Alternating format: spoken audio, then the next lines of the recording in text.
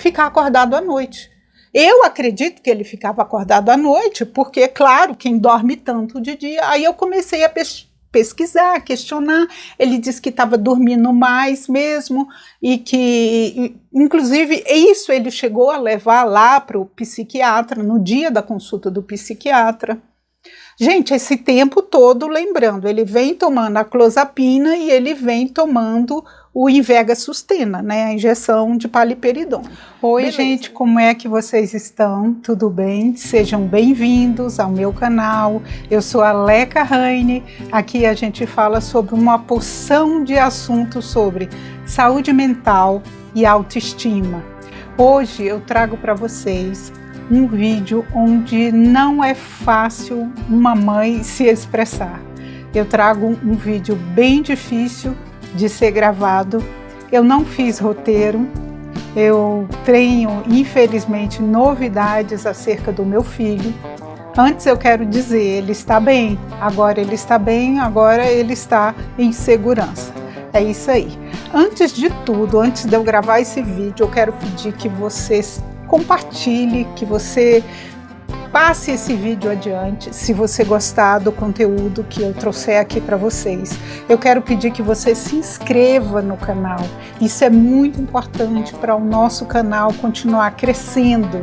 E que você também dê um like nesse vídeo, porque o like é a forma do robozinho do YouTube perceber que você gostou do vídeo e que você quer vídeos semelhantes. Quando a gente grava um vídeo que não tem likes e que a pessoa não compartilha, o YouTube entende, o robozinho do YouTube, né? Porque na verdade não tem nenhuma pessoa lá decidindo isso. O robozinho do YouTube, ele entende o quê? Que esse vídeo não agradou. Então ele deixa esse vídeo lá para trás, na fila dos últimos. E eu quero que esse vídeo seja um dos primeiros, porque eu acredito que vai ajudar muitas pessoas. Com o meu exemplo, talvez, pessoas que serão levadas a pesquisar mais, estudar mais sobre a esquizofrenia, sobre os transtornos mentais de uma maneira em geral. E eu trago aqui hoje um outro transtorno que eu nem pesquisei. Gente, não é choro, tá? Esse lacrimejar aqui, eu já falei para vocês aqui no canal, é da maquiagem. Eu começo a lacrimejar logo depois que eu me maquio. Depois melhora, aí vai passando, vai melhorando. Mas esse olhinho molhado aqui não é choro. Já foi nessas circunstâncias, mas não é mais. Olha só, então o que eu estava falando mesmo, gente, que eu gosto de trazer aqui para vocês um conteúdo que possa servir como exemplo, servir como base, porque não é fácil os pais lidarem com os transtornos que eu trago aqui no canal. Primeiro, vocês sabem, vocês conhecem o transtorno do espectro da esquizofrenia, que são vários transtornos aí englobados, né? Inclusive a psicose, né? Surtos psicóticos que não chegam a ser esquizofrenia, mas que são causados por um outro fator que, digamos assim, que é mais momentâneo, que não chega a ser esquizofrenia. Mas o transtorno que eu trago aqui hoje, e eu não sei o CID, eu vou pesquisar na hora da edição e vou mostrar aqui para vocês. Eu acho que aqui sai desse ladinho ou desse ladinho, não sei.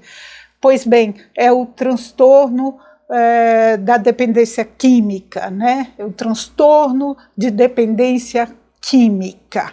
Pois bem, gente, por que eu estou falando de dependência química?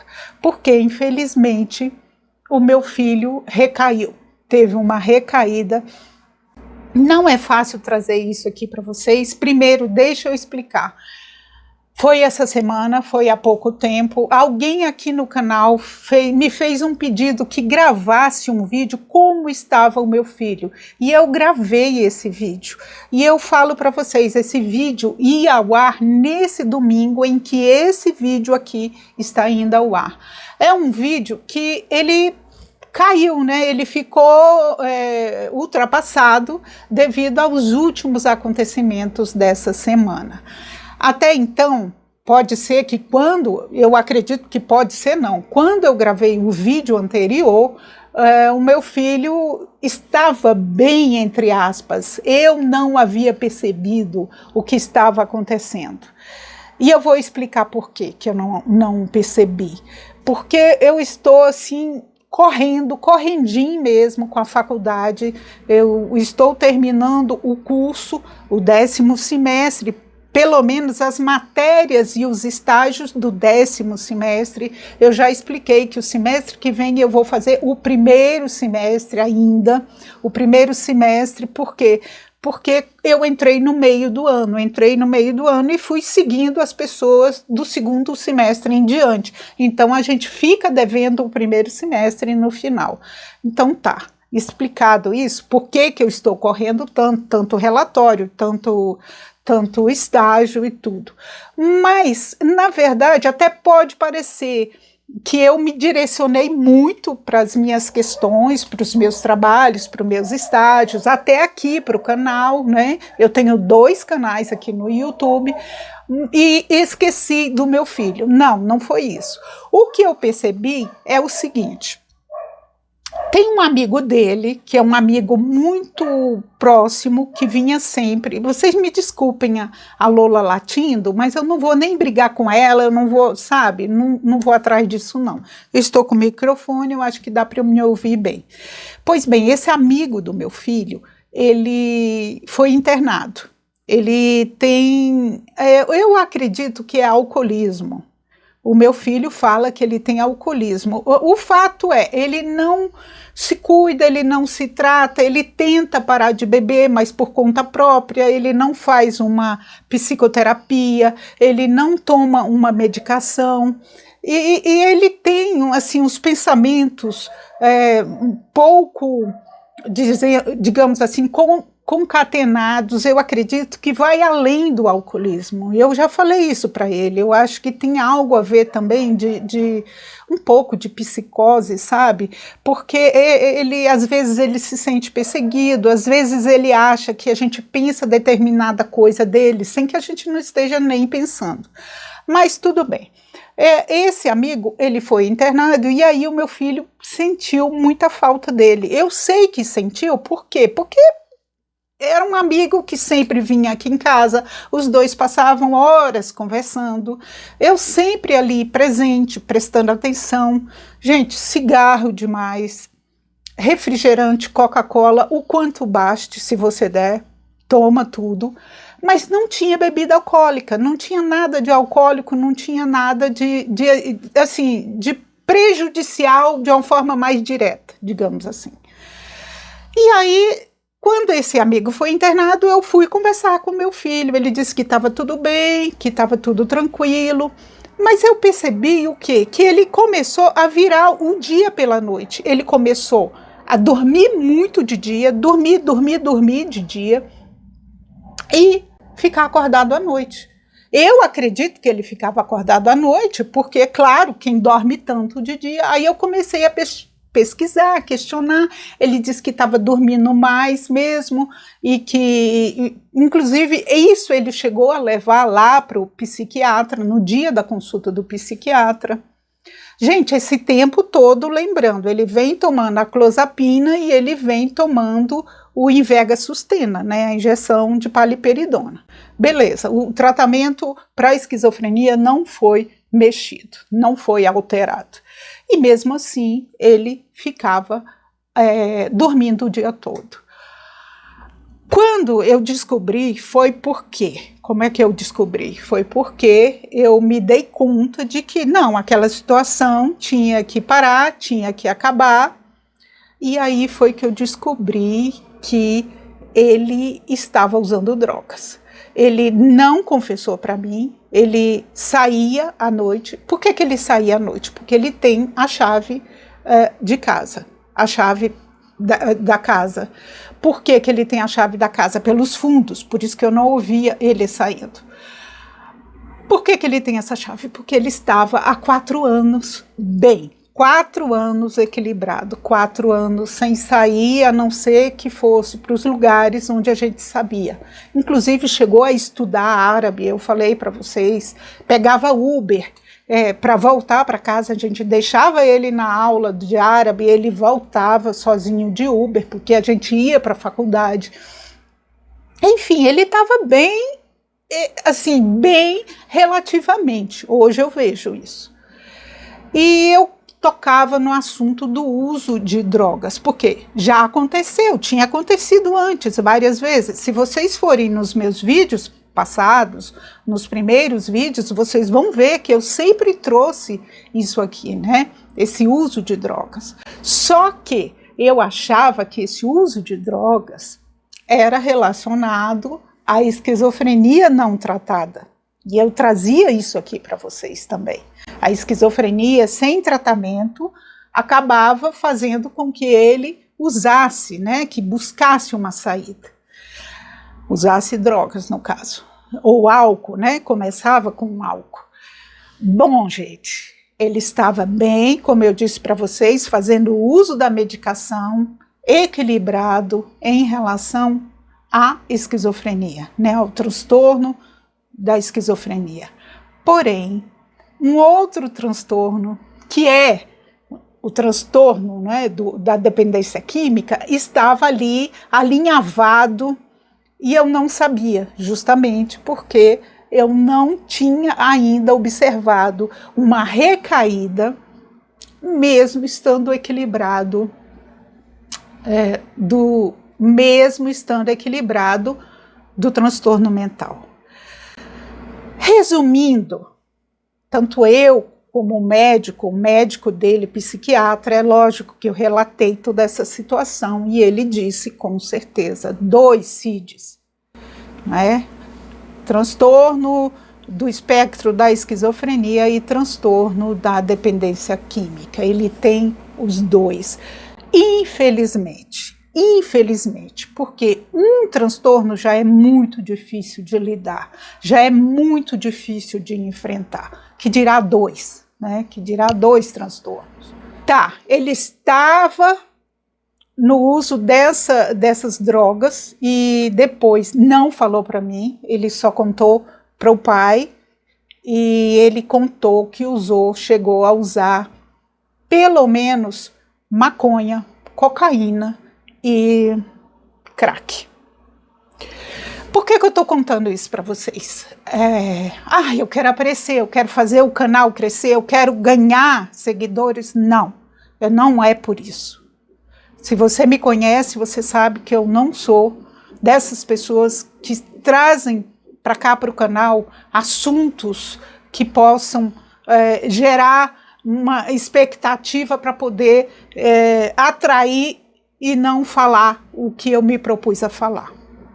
Esse canal, ele é sério, gente, de verdade. Eu estou aqui com meu coração muito apertado.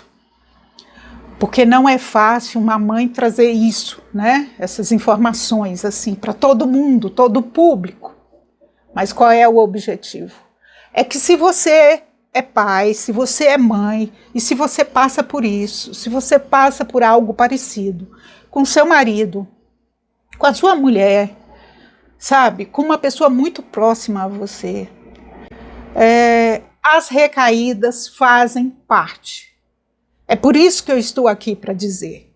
Se eu chego aqui simplesmente e começo a falar, olha, as recaídas fazem parte, não surtiria o efeito que surte ao trazer a minha experiência para vocês. Eu confesso para vocês que eu perdi a cabeça quando eu descobri, eu perdi a cabeça. Eu não sou perfeita, eu sou uma mãe, né? Mais do que estudante de psicologia, eu sou mãe, aqui dentro de casa eu sou mãe. E aí eu disse uma série de coisas que eu me arrependo. Eu disse a ele que, falei assim, eu vou repetir a frase. Não fulano de tal, sabe, olhando nos olhos dele, fulano de tal, não é esquizofrenia, é caráter, isso é caráter. Para a pessoa fazer isso, de enganar a mãe e correr e usar a droga novamente, enganando a mãe, é caráter. Eu não falei, veja bem, eu não falei falta de, mas é claro que está implícito que eu queria dizer falta de caráter. Ele ficou calado, ele estava fumando e ficou calado, de cabeça baixa. Eu me arrependo muito de ter falado isso, porque não é caráter, não é falta de caráter, é adoecimento, é doença, sabe? É outra doença somada a uma que já é muito grave. Na hora eu não me dei conta, eu não vou me culpar por isso, sabe? Muitas mães fariam o que eu fiz, talvez você que esteja aí assistindo esse vídeo faria a mesma coisa que eu fiz, seria injusta, seria agressiva, né, na modo de falar, seria intolerante, que foi tudo isso que eu fui, né? Sem empatia nenhuma, não me coloquei no lugar dele, que é tudo que eu prego aqui no canal o tempo todo. A gente tem empatia, a gente se colocar no lugar do outro. Mas eu estava muito magoada, eu estava muito chocada. 4 anos. Então eu, Leca, eu tenho que me perdoar por isso. Foram 4 anos, sabe? Ele dentro de casa, a gente conversando, eu procurando investigar até que ponto essa droga, esse álcool ainda estava presente na vida dele. Ele dizia que de forma nenhuma, que não sentia vontade. E pode ser mesmo que ele não sentia vontade, ele nem pensava, mas quando o amigo se afastou, que é algo que ele sentiu falta, ele foi lá para onde? Para as drogas. Ao invés de falar comigo, eu acho que é isso que me deixa mais triste. Ao invés de falar comigo, falar com o pai, sabe, de buscar saídas, não.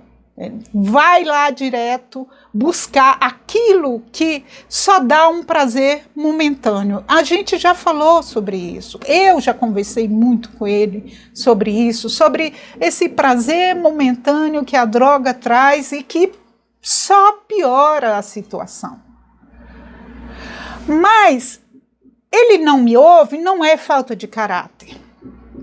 Não é porque ele quer me agredir, não é porque ele não gosta de mim. Assim, além disso, eu saí tão indignada, eu falei assim, eu não sei como é que uma pessoa odeia tanto a mãe assim.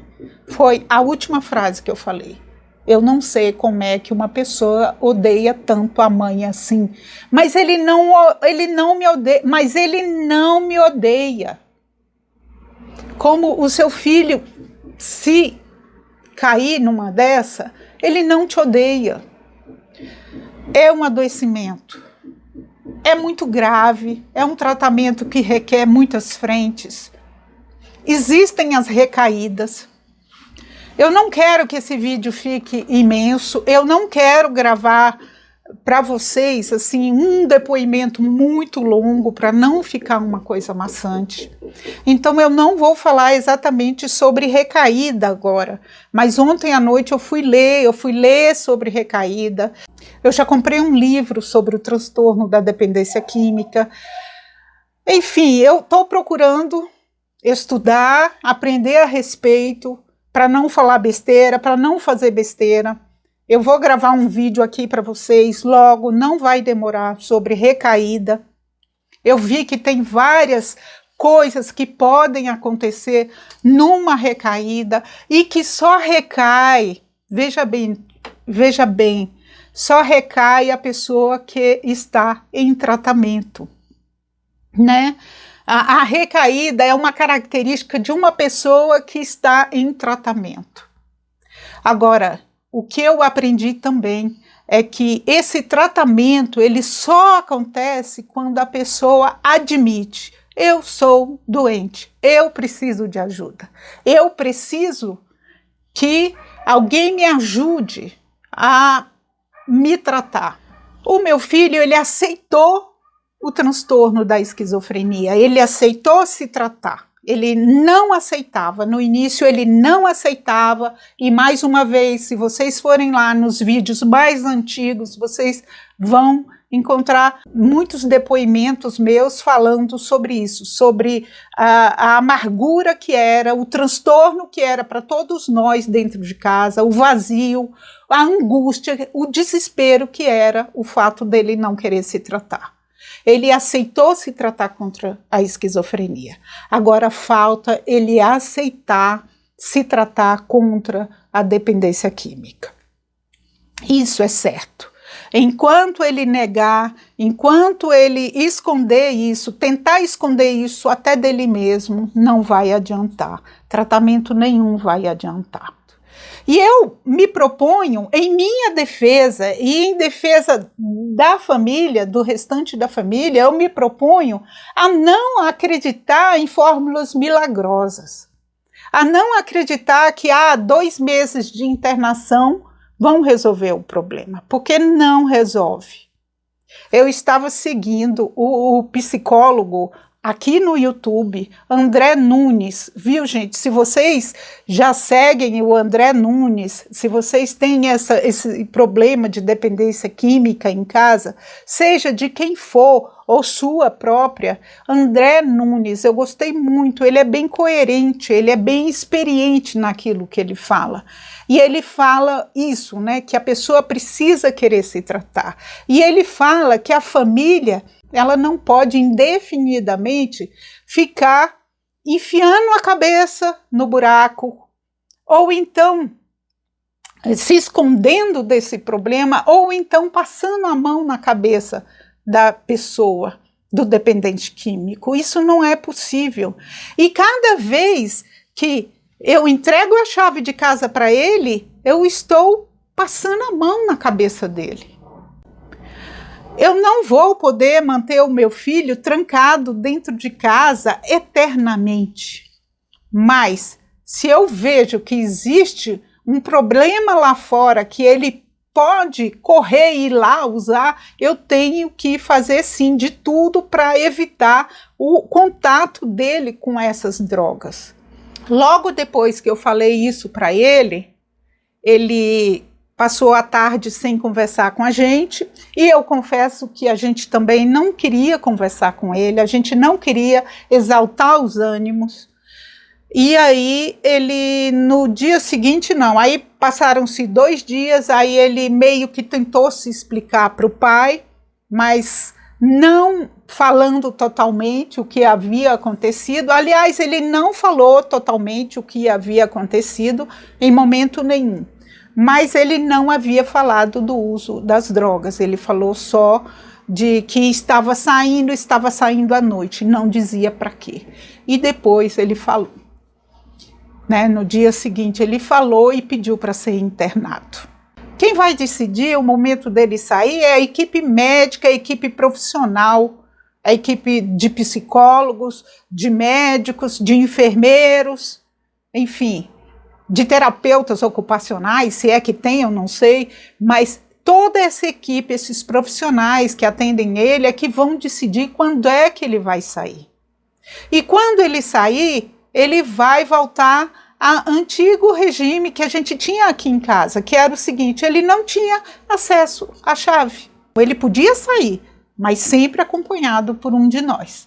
Sempre acompanhado. Bom, gente, é isso que eu queria falar para vocês. Eu estou bem? Não, não estou bem. Qual é a mãe que estaria bem?